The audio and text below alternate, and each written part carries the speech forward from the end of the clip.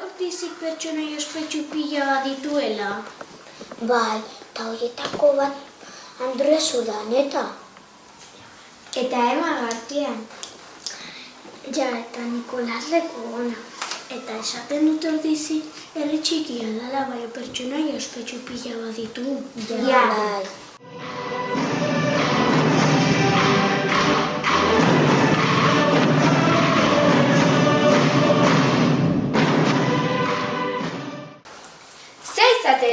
Ordizi lantzen?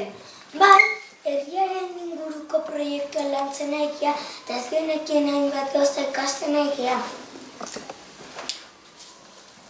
Kokapena, historioa, eraikinak, pertsonai ospetsuak.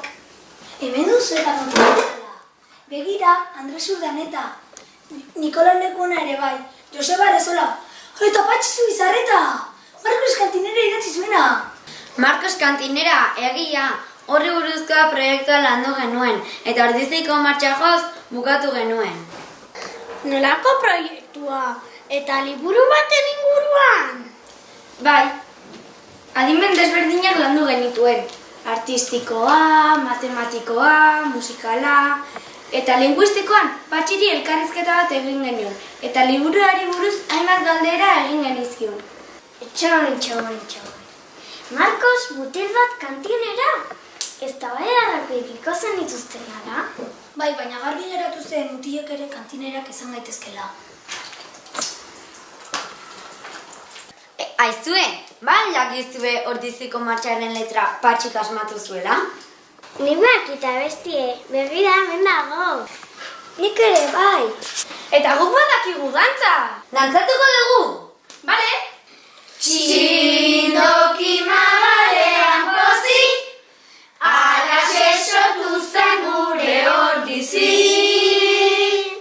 Goi herri bihotzean pozik, herriak nahi izan zuen hor bizi. Zeman lan egin duen Patxik ala? Zozomikoteren ipuina eta kantuaren letra saltzuen berak asmatu? Ah, bai, ze polita! Urtero kaldererotan abesten deu! Ikusi zozomikoten ipuine. Eta abeste baita hemen dau. Abestuko deu. Bale. Bai, noski. Bat, bi, hiru, lau. Zozomikote! Zozomikote esaten diote, zozomikote badator Ordizira, zozomikote badator Ordizira, ere badator Ordizira. Lapurtu du guztana, lapurtu du laria, lapurtu du guztana, lapurtu du laria, ere puiere, lapurtu du laria. Ordiziaren inguruan makina bat ipuina asmatu ditu. Bai, Mare Sorginari lotutakoak, Ardia eta Marraina, nire amaren auzoa. Egia da, gelan irakurri genuen, eta gure etxekoen laguntzarekin asmatu genuen zein auzoetan jaiozten Patxi. Aber asmatzen duzuen. Guazen bilatzera.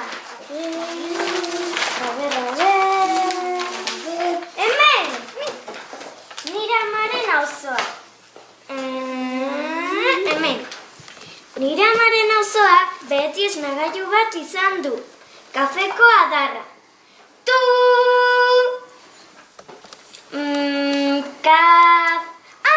Badakit! Urdaneta kalea! Ez ez duzu asmatu gutxigatik! Guazen bilatzen. A ber. Eskarabila!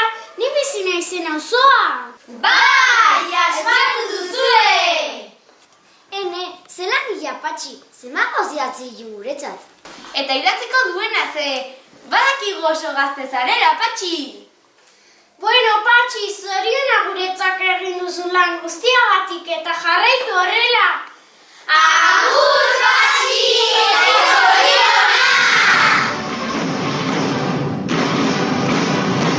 Nire luma txikia da, baina honen tinta berdearekin Istorio handiak eta ibai horia bezain bidaia luzeak idaz ditzaket.